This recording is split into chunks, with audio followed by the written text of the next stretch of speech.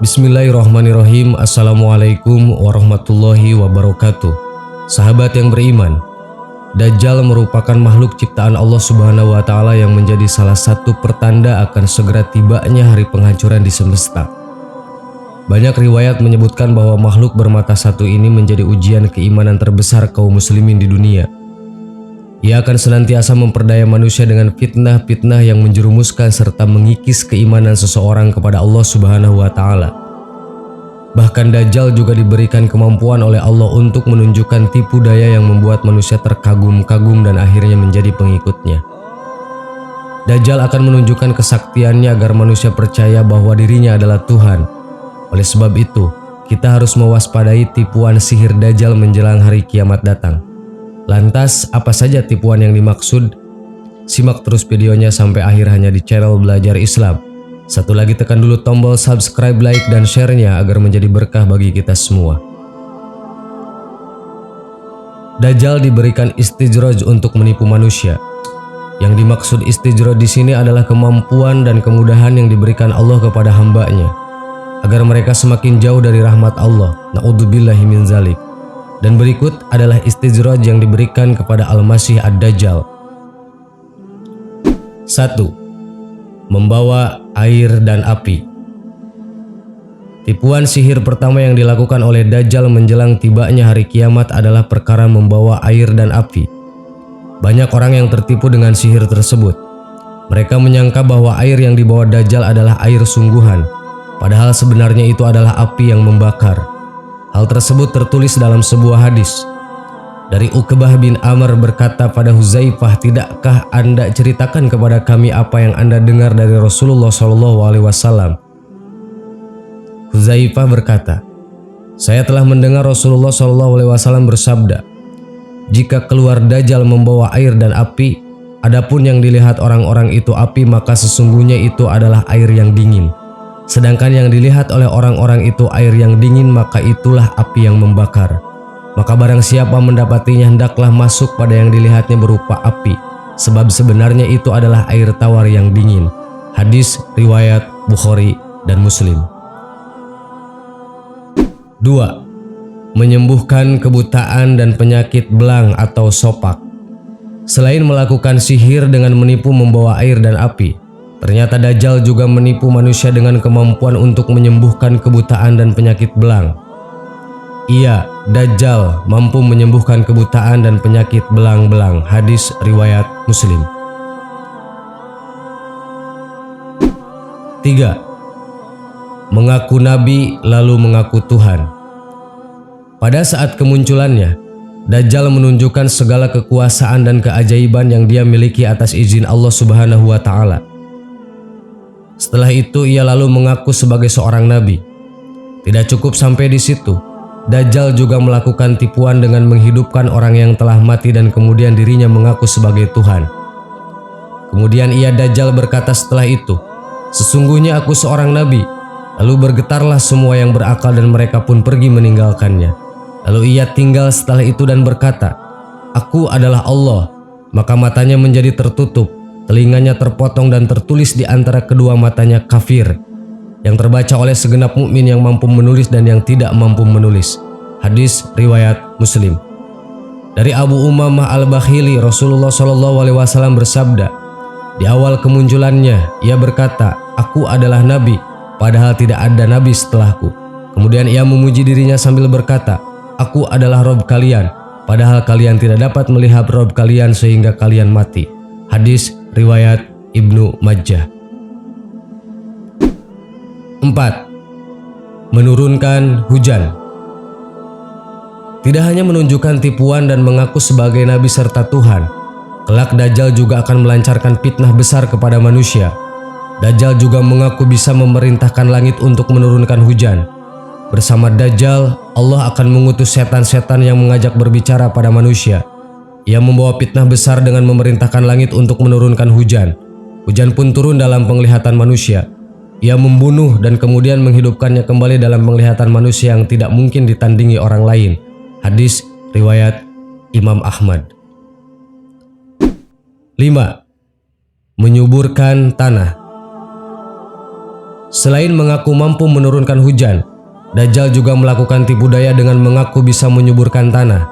Padahal itu semua hanyalah tipu daya agar manusia yang kurang kuat imannya untuk percaya kepadanya. An-Nawas bin Syam'an radhiyallahu an berkata bahwa pada suatu pagi Rasulullah SAW menceritakan tentang Dajjal. Kami bertanya, "Ya Rasulullah, bagaimana kecepatan Dajjal berjalan di muka bumi?" Nabi menjawab, "Seperti mendung yang diterpa angin." Maka dia pergi mendatangi suatu kaum dan mengajak mereka untuk mengimaninya. Lalu dengan segera kaum itu percaya, lalu ia menyeru langit untuk segera menurunkan hujan. Lalu tanaman-tanaman segera tumbuh subur dan mereka mengembalakan ternaknya yang banyak susunya dan gemuk-gemuk. Kemudian ia mendatangi kaum lainnya lalu mengajak mereka untuk mengimaninya. Namun kaum itu menolak ajakannya. Lalu ditinggalkannya kaum itu oleh Dajjal. Mendadak daerah itu menjadi kering dan gersang, tidak ada sedikit pun dari kekayaan alam mereka yang tertinggal. Hadis riwayat Muslim. 6. Memiliki bukit roti. Tidak hanya melakukan tipuan sihir dengan mengaku bisa menurunkan hujan dan menyuburkan tanah. Ternyata ada sebuah riwayat yang menyatakan bahwa Dajjal itu mempunyai bukit roti dan sungai. Al-Mughirah bin Jub'ah radhiyallahu an berkata, seseorang bertanya kepada Nabi tentang Dajjal, lalu Nabi SAW bersabda kepadaku, "Apa kepentinganmu?" Aku menjawab, "Orang-orang berkata bahwa Dajjal mempunyai bukit roti dan sungai air." Lalu Nabi menjawab, "Itu sangat remeh bagi Allah Subhanahu wa Ta'ala." Hadis riwayat Bukhari Muslim. 7. Menghidupkan manusia yang dibunuhnya. Ketika kemunculannya, Dajjal akan melakukan segala bentuk kebengisan. Salah satunya adalah dengan cara membunuh kaum muslimin yang tidak mempercayai bahwa dirinya adalah Tuhan. Namun setelah membunuh orang tersebut, Dajjal kemudian menghidupkan kembali orang tersebut. Dari Abu Syal Al-Khudri radhiyallahu an berkata bahwa Rasulullah SAW bersabda, pada waktu keluarnya Dajjal ada seorang dari kaum mukminin yang dengan keberaniannya pergi menemui Dajjal. Lalu ia disambut oleh pengawal Dajjal dan ditanyakan, "Hendak kemana engkau?" Ia menjawab, "Saya ingin menemui orang yang baru saja keluar Dajjal." Lalu mereka bertanya, "Apakah kamu belum percaya pada Tuhan kami?" Orang mukmin itu menjawab, "Tuhan kami tidak samar." Maka berkatalah pengawal Dajjal, "Bunuhlah dia." Tapi sebagian pengawal mereka mengatakan, "Jangan, Tuhan kami melarang membunuh seseorang melainkan dengan perintahnya." Maka dibawalah mukmin tersebut menghadap pada Dajjal. Maka ketika orang mukmin itu melihat Dajjal, ia berkata, "Hai sekalian manusia, inilah Dajjal yang telah disebutkan oleh Rasulullah SAW." Maka segera Dajjal menyuruh merebahkan mukmin tersebut dan diperintahkannya dikupas kulit dan dipukuli punggung dan perutnya. Lalu Dajjal bertanya, "Apakah engkau tetap tidak percaya kepada kami?" Mukmin itu menjawab, "Engkaulah Al-Masih pendusta." Maka Dajjal memerintahkan mukmin itu digergaji badannya dari kepalanya hingga ke kakinya menjadi dua bagian. Lalu Dajjal berjalan di tengah kedua badannya. Lalu Dajjal memerintahkan, "Bangunlah." Maka bangunlah orang mukmin itu seperti sedia kala. Lalu Dajjal kembali bertanya, "Apakah kamu belum percaya kepadaku?" Mukmin itu menjawab, "Tidak berkurang keyakinanku bahwa engkaulah Dajjal, bahkan bertambah yakin." Kemudian orang mukmin itu berkata, "Hai sekalian manusia, ia Dajjal tidak dapat berbuat demikian lagi kepada seorang pun." Maka Dajjal berusaha membunuh lagi orang mukmin tersebut. Namun Allah telah meletakkan di antara leher hingga belakang orang itu seolah-olah tembaga sehingga tidak dapat disembelihnya. Mereka menyangka ia dilempar ke dalam neraka padahal dilempar ke surga. Kemudian Nabi Muhammad SAW bersabda, "Itulah manusia yang paling besar kesaksiannya atau sahih di sisi Rabbul Alamin." Hadis riwayat Muslim. 8. Didukung pasukan jin. Tipu daya yang dilakukan oleh Dajjal menjelang datangnya hari kiamat kelak juga dibantu oleh pasukan jin. Rasulullah SAW bersabda, "Bersama Dajjal Allah akan mengutus setan-setan yang mengajak berbicara pada manusia." Hadis riwayat Imam Ahmad. 9. Menyiksa orang beriman. Tipu daya Dajjal terakhir menjelang hari kiamat adalah menyiksa orang beriman yang tidak mau mempercayai dirinya sebagai Tuhan. Dari Abu Sa'id Al-Khudri radhiyallahu an berkata, Rasulullah SAW menceritakan kepada kami tentang Dajjal dengan cerita yang panjang. Di antaranya disabdakan, Dajjal akan datang dan haram atasnya untuk memasuki kota Madinah, sehingga ia berada di luar batas kota di dataran yang luas. Lalu ada seorang mukmin yang terbaik dari semua orang datang kepada Dajjal dan berkata, "Aku bersaksi bahwa Andalah Dajjal yang telah diceritakan Nabi Shallallahu Alaihi Wasallam." Lalu Dajjal berkata, "Bagaimana jika saya bunuh orang ini lalu saya hidupkan kembali? Apakah kalian ragu tentang aku?" Jawab mereka, "Tidak." Lalu dibunuhlah orang itu dan dihidupkan kembali.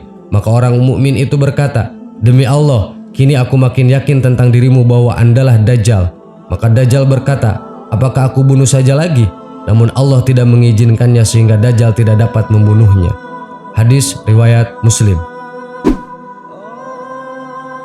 Sahabat yang beriman, demikianlah informasi mengenai 9 tipu daya yang dilakukan oleh Dajjal menjelang hari kiamat.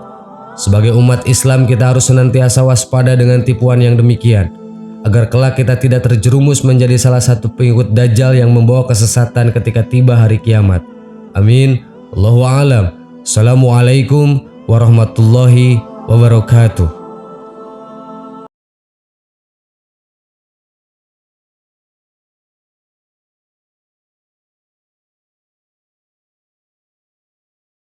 Subhanallah